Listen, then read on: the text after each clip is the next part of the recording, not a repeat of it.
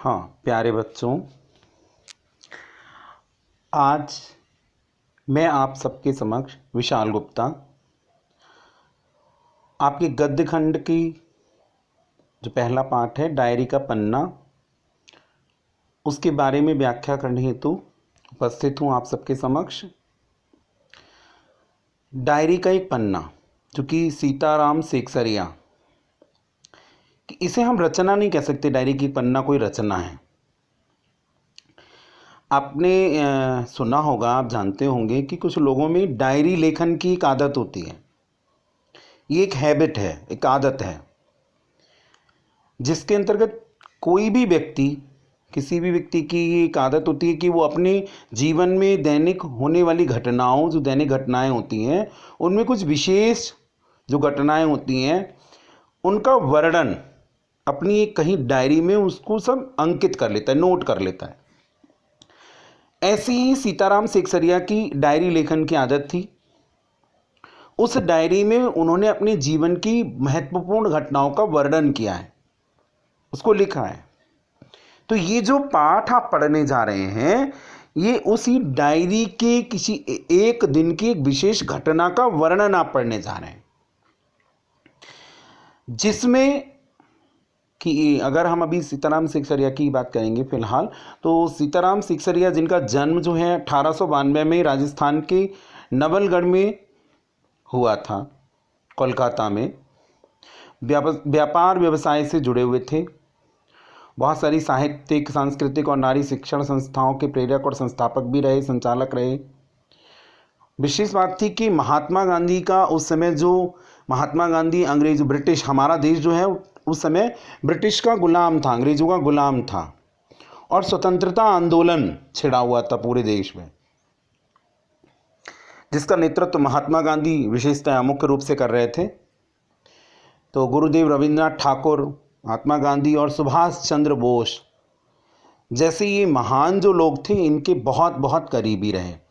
चूँकि कोलकाता से थे, जिसे अब कोलकाता कहा जाता है, पहले कलकत्ता कहा जाता था।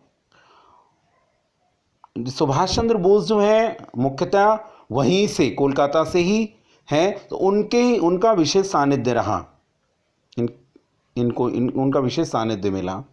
सत्याग्रह के दौरान जेल यात्रा भी की। भारत सरकार ने 1962 में पद्मश्री सम्मान द्वारा सम्मानित भी किया। विद्यालयी शिक्षा प्राप्त करने का अवसर नहीं मिला, ये बहुत बड़ी बात है। घर पर ही अध्ययन किया, घर पर ही अध्ययन किया, वहीं पढ़ना लिखना सीखा सारा, और इतने बड़े साहित्यकार बने। इस पाठ में क्या, अंग्रेजों से मुक्ति दिलाने के लिए महात्मा गांधी जो स्वतंत्रता का आंदोलन छेड़ा हुआ था उन्होंने,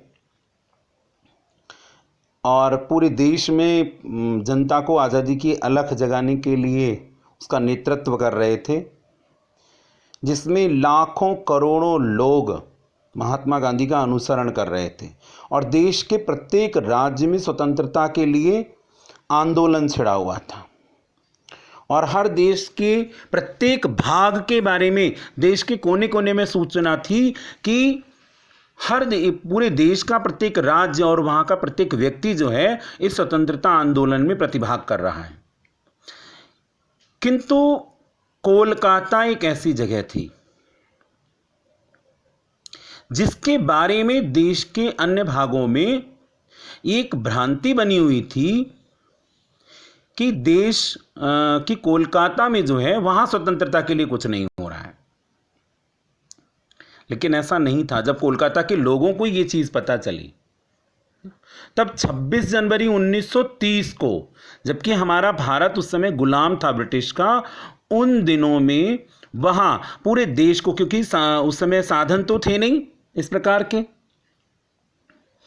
मीडिया आदि के साधन की, एक जगह की सूचना दूसरे भाग में बहुत जल्दी पहुँच सके, जैसा कि आज संभव है। अभी कोई घटना हो जाए तो देश के क्या, संसार के प्रत्येक भाग में उस घटना का वर्णन सुनने को मिल जाएगा। लेकिन ऐसा उस समय नहीं था। उस समय किसी सूचना को एक स्थान से दूसरे स्थान तक पहुंचने में समय लगता था, क्योंकि समाचार पत्र ही एकमात्र साधन थे, या व्यक्तिगत रूप से डाक के जरिए सूचनाएं इधर से उधर पहुंचाई जाती थी। तो उस समय 26 जनवरी 1930 को कोलकाता के लोगों ने, जिसमें सुभाष चंद्र की मुख्य भूमिका थी, सुभाष चंद्र बोस की, उन्होंने इस योजना बनाई कि हम इस गुलाम भारत में आज़ाद मतलब स्वतंत्रता दिवस मनाएंगे।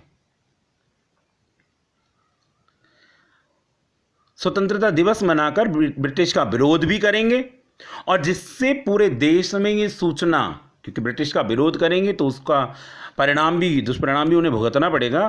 तो इस जरिए से, इस तरीके से देश के अन्य भागों में ये सूचना पहुंच जाएगी कि कोलकाता में भी स्वतंत्रता के लिए संघर्ष हो रहा है, और कोलकाता के जो माथे पर कलंक का टीका लगा हुआ है कि वहाँ स्वतंत्रता के लिए कुछ नहीं हो रहा है, ये एक प्रकार से धुल जाएगा। तो उसी 26 जनवरी की घटना का वर्णन सेकसरिया जी ने अपनी डायरी के पन्ने में किया है, जिसका वर्णन आप इस पाठ में पढ़ेंगे कि किस प्रकार किन किन लोगों ने, स्त्रियों ने, पुरुषों ने, बूढ़ों ने, बच्चों ने, सबने उसमें प्रतिभाग किया, और ब्रिटिश ने उन पर अत्याचार किया, किस प्रकार से उनको जुल्म ढाए, किस प्रकार से उन पर, ये सब वर्णन इस पाठ में आपको पढ़ने को मिलेगा।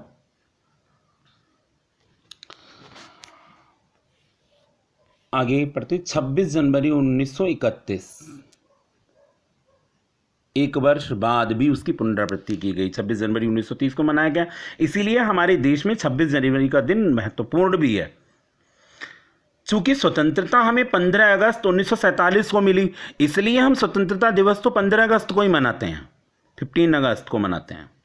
लेकिन 26 जनवरी को चूंकि ऐसा महत्वपूर्ण दिन मनाया जा चुका था ब्रिटिश के समय में, गुलामी के समय में, उस तिथि को भी महत्वपूर्ण माना गया। और उस तिथि में 26 जनवरी 1950 को जब हमारा संविधान बना, संविधान बनकर तैयार हुआ, उसको जो लागू किया गया, उसकी तारीख को 26 जनवरी ही सुनिश्चित किया गया, ताकि देश में भविष्य में भी 26 जनवरी का जो दिन है वो महत्वपूर्ण माना जाए। और हम तब से 26 जनवरी 1950 से उस 26 जनवरी के दिन को गणतंत्र दिवस के रूप में मनाते चले आ रहे हैं। तो सबसे पहले 26 जनवरी 1930 को मनाया गया था स्वतंत्रता दिवस कलकत्ता में, लेकिन उसकी अगले वर्ष एक वर्ष बाद भी उसकी पुनरावृत्ति थी, मतलब दोबारा से दोहराया जा रहा था देश के अन्य भागों में उसकी सूचना देने के लिए। तो उसमें ये योजना बनाई गई कि पूरे राज्य में, कोलकाता राज्य में जगह जगह पर सभाएं की जाएंगी, घरों को, दफ्तरों को, सबको सजाया जाएगा,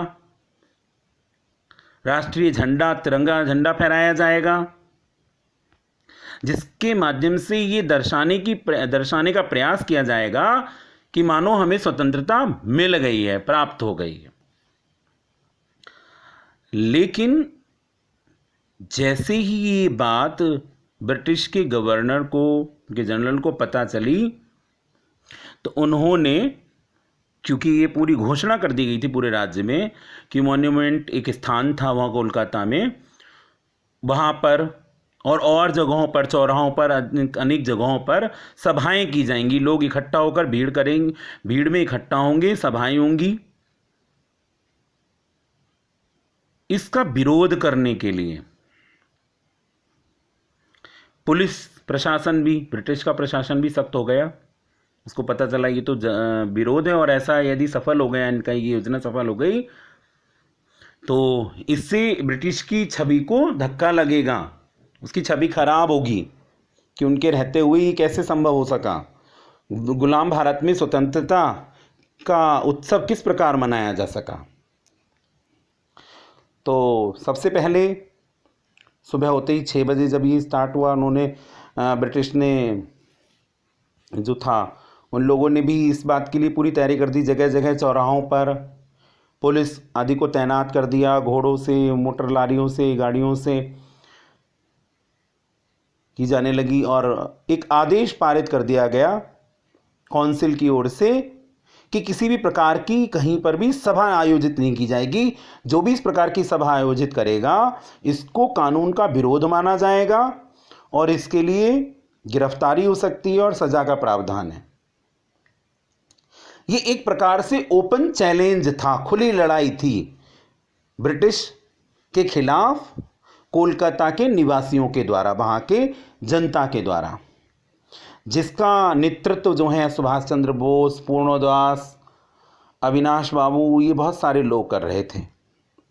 और इसमें महत्वपूर्ण भूमिका जो है निभा रही थी वहाँ की स्त्रियाँ, बालिका विद्यालयों की बालिकाएं, बुजुर्ग, बच्चे, सारे लोग, हजारों आदमी की भीड़ इकट्ठी होने लगी जगहों जगहों पर और जुलूस निकाला जाने लगा। सुभाष बाबू आदि को गिरफ्तार किया गया। उसका विरोध करने के लिए पूर्णदास, अविनाश बाबू को भी गिरफ्तार कर लिया गया। उनका विरोध करने के लिए स्त्रियां जो थीं वो मॉन्यूमेंट तक पहुंची अपना जुलूस लेकर के, और जब उसका विरोध किया गया, धर्मतल्ले के आसपास वहाँ प्रदर्शन किया गया, विरोध प्रदर्शन किया गया, तो फिर पुलिस ने उन पर, महिलाओं पर और पुरुषों पर, सब पर लाठीचार्ज किया। लाठीचार्ज किया जिसमें कि बहुत सारे लोग घायल हुए।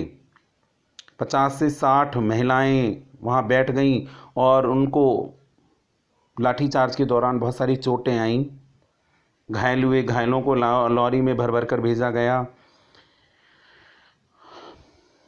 उनका इलाज किया गया। लगभग 105 स्त्रियां पकड़ी गईं, उनको गिरफ्तार किया गया। ये एक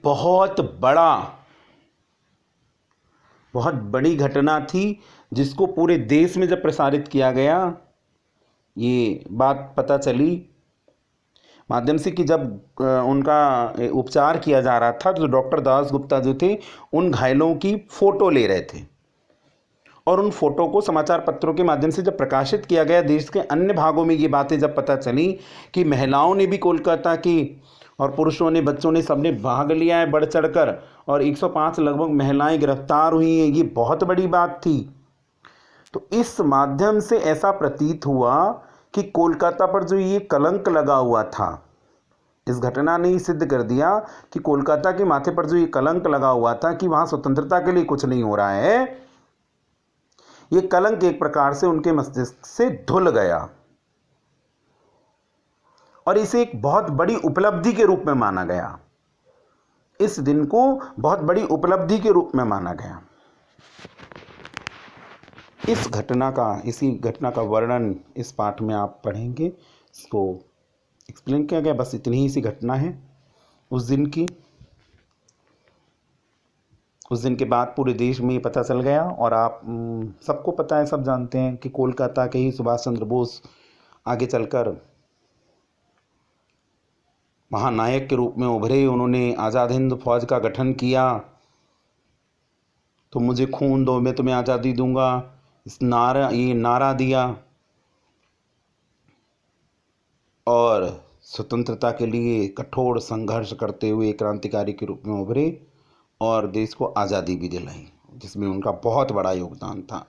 आज पूरा देश सुभाष चंद्र बोस के योगदान को याद करता है और उनको भुलाया नहीं भूल सकता। उनकी जो महत्वपूर्ण भूमिका है उसको किसी भी प्रकार भुलाया नहीं जा सकता, जो कोलकाता के ही निवासी थे। इससे संबंधित प्रश्नोत्तर हैं जिनको आप करेंगे, 1-2 पंक्ति वाले हैं, फिर 25 से 30 वाले हैं, और फिर 50 से 60 शब्दों वाले हैं। कोई एक्सप्लेनेशन वाले बहुत अधिक इसमें क्वेश्चन आंसर नहीं है। सारे प्रश्नों के उत्तर आपको इनको पाठ को पढ़ने से मिल जाएंगे, क्योंकि घटना है, ये घटना का वर्णन है पूरा पाठ, तो आप आसानी से इन प्रश्नों के उत्तर कर सकते हैं। पहला है, कलकत्ता वासियों के लिए 26 जनवरी 1931 का दिन महत्वपूर्ण क्यों था? कि आज़ादी मनाई जा रही थी, स्वतंत्रता के रूप में मनाया जा रहा था। जुलूस का भार किस पर था? पूर्णदास पर था। विद्यार्थी संघ के मंत्री अविनाश बाबू के झंडा गाड़ने पर क्या प्रतिक्रिया हुई? उनको गिरफ्तार कर लिया गया। लोग अपने अपने मकानों व सार्वजनिक स्थलों पर राष्ट्रीय झंडा फहराकर किस बात का संकेत देना चाहते थे? स्वतंत्रता आंदोलन, कि हम स्वतंत्रता के रूप में मना रहे हैं इसको, है ना। पुलिस ने बड़े बड़े पार्कों तथा मैदानों को क्यों घेर लिया था? ताकि वहाँ पर किसी प्रकार की कोई सभा ना की जा सके। 26 जनवरी 1931 के दिन को अमर बनाने के लिए क्या क्या तैयारियां की गई, आप पढ़ेंगे इसमें। आज जो बात निराली थी, किस बात से पता चल रहा था कि आज का दिन अपने आप में निराला है? स्वतंत्रता उत्सव मनाया जा रहा था। पुलिस कमिश्नर के नोटिस और काउंसिल के नोटिस में क्या अंतर था? एक ने सभाओं का आयोजन का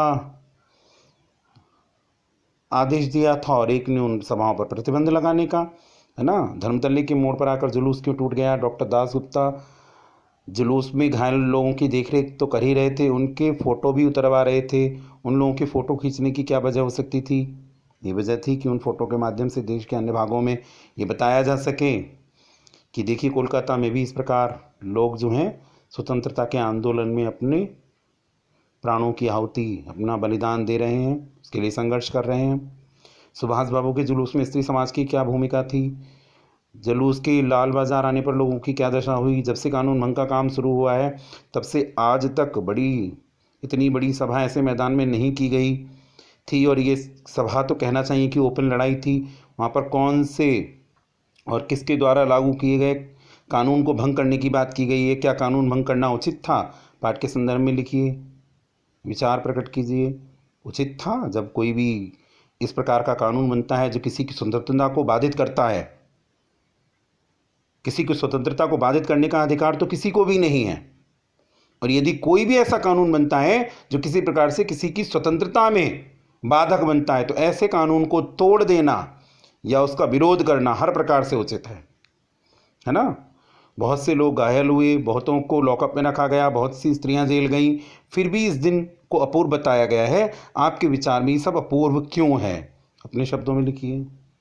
अपूर्व इसीलिए है कि ऐसा पहले कभी नहीं, अपूर्व माने नहीं, पूर्व माने पहले, जैसा कि पहले कभी ना हुआ हो।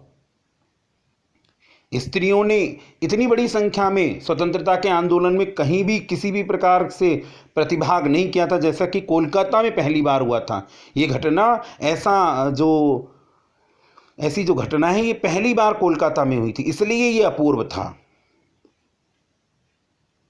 इसलिए ये घटना अपूर्व थी। दैट्स ऑल, यही आपके पाठ का पूरा सार है। इसको आप पढ़ेंगे और इसके प्रश्न अभ्यास करेंगे। धन्यवाद। आगे का पाठ लेकर मैं आपके सामने फिर उपस्थित होऊंगा।